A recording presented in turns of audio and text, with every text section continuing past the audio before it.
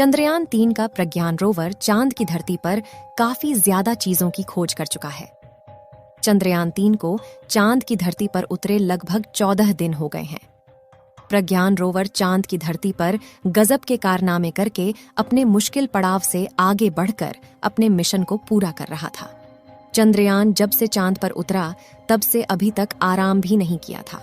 वह लगातार अपने मिशन पर जुटा हुआ था ताकि वह जल्द से जल्द, यानी कि जब तक सूर्य की उपस्थिति चांद पर रहे तब तक में वह अपना मिशन पूरा कर ले।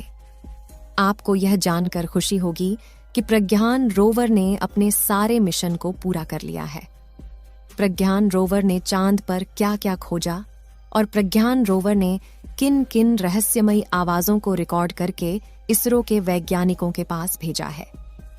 आखिर वह कौन कौन सी रहस्यमयी तस्वीरें हैं जिसे प्रज्ञान रोवर ने अपने हाई रेजोल्यूशन कैमरा द्वारा खींची है और उसे आप लोगों ने अभी तक नहीं देखा है। क्या प्रज्ञान रोवर ने चांद पर सोना खोज लिया है?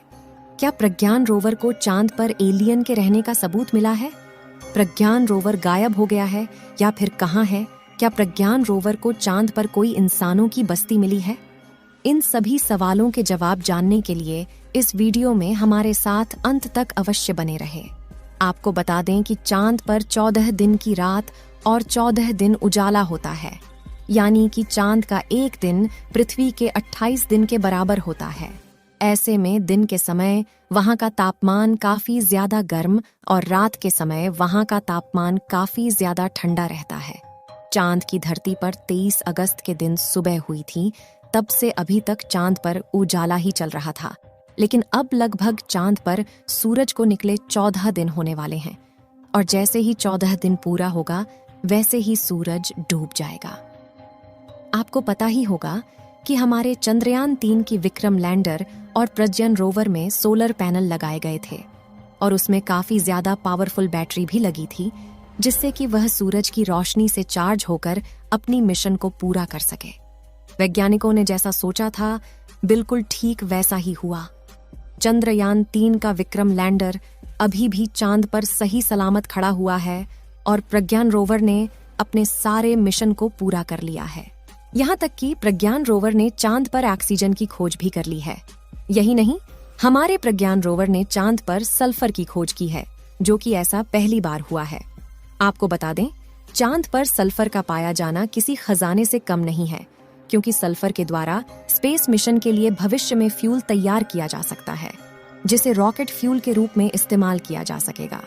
और यदि ऐसा हो गया तो भविष्य में मंगल ग्रह पर मिशन करने के लिए काफी ज्यादा आसानी होगी, क्योंकि चांद का गुरुत्वाकर्षण पृथ्वी के मुकाबले 6 गुना कम है। ऐसे में किसी अन्य ग्रह पर जाने के लिए कम ईंधन की आवश्यकता होगी और आपको पता ही है कि मंगल ग्रह पर जीवन पाए जाने की संभावना है। अगर भविष्य में मंगल ग्रह पर इंसानी बस्ती बसाई जाती है तो फिर चांद से सीधा मंगल पर आसानी से इंसानों को ले जाया जा सकेगा। ऑक्सीजन और सल्फर के अलावा प्रज्ञान रोवर ने चांद पर aluminium, calcium, iron, chromium, titanium, manganese और सिलिकॉन की खोज की है।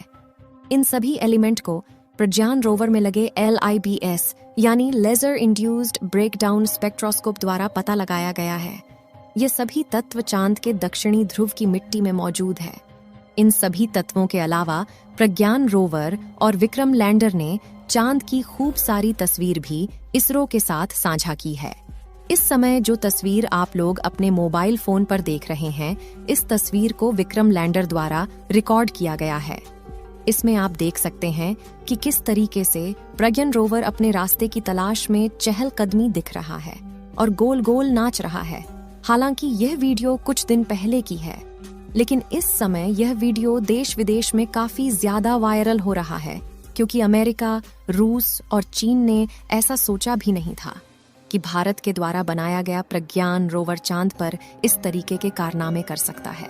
और दूसरी सबसे बड़ी बात यह है कि चंद्रयान का रोवर जहां जहां भी चांद की धरती पर घूम पाया है, वहां वहां पर अपने निशान छोड़ दिए हैं और यह निशान सैकड़ों और करोड़ों सालों में भी नहीं मिटने वाले हैं, क्योंकि चांद पर वायुमंडल नहीं है, जिस वजह से वहां पर आंधी तूफान नहीं आते हैं।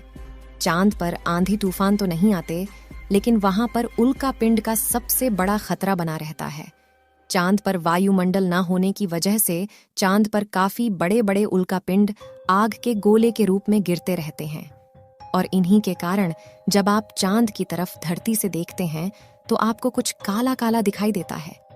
ये जो काला काला पार्ट आपको दिखाई देता है ये और कुछ नहीं बल्कि चांद पर मौजूद बड़े बड़े गड्ढे हैं जो कि उल्कापिंडों के गिरने के कारण बने हैं। चंद्रयान 3 के प्रज्ञान रोवर ने चांद पर कंपन यानी भूकंप महसूस किए हैं। इसके बाद एक बार फिर ये सवाल उठने लगा है कि क्या धरती की तरह अन्य ग्रहों पर भी भूकंप आते हैं। चंद्रमा पर कंपन होना इस बात की पुष्टि मानी जा रही है कि चांद पर भी भूकंप आता है। यह पहला मौका नहीं जब अंतरिक्ष के किसी ग्रह या उपग्रह पर भूकंप के झटके महसूस किए गए हों। इससे पहले मंगल और शुक्र ग्रह पर भी भूकंप आने की पुष्टि की गई थी। अमेरिकन स्पेस एजेंसी नासा लगातार इस पर रिसर्च कर रही है। चंद्रयान 3 ने चांद पर पहुंचने के 5वें दिन दूसरा ऑब्जर्वेशन भेजा। इसके जरिए इसरो ने पूरी दुनिया को एक बड़ी अच्छी खबर दी। इसके मुताबिक साउथ पोल जहां चंद्रयान ने लैंड किया वहां पर sulphur, oxygen, aluminium, calcium, iron, chromium, titanium, silicon और मैग्नीज की मौजूदगी है, जबकि हाइड्रोजन की खोज अभी जारी है। चंद्रमा का दक्षिणी ध्रुव इसलिए भी बेहद अहम है क्योंकि माना जाता है कि इस क्षेत्र में बर्फ मौजूद है। अब अगर ऑक्सीजन और बर्फ मौजूद है तो भविष्य में जीवन की बड़ी संभावना पैदा होती है। यही नहीं, इंसानों के यहाँ बसने की उम्मीद भी जग सकती है। यह हमारे लिए बेहद गर्व की बात है कि चंद्रमा पर इन चीजों के बारे में भारत ने पता लगाया है। इससे पहले रोवर ने चंद्रमा पर टेम्परेचर से जुड़ा एक ऑब्जर्वेशन भेजा था। सल्फर की मौजूदगी के जरिए चंद्रमा के वास्तविक आकार और इसके विकास के बारे में जानकारी मिल सकती है।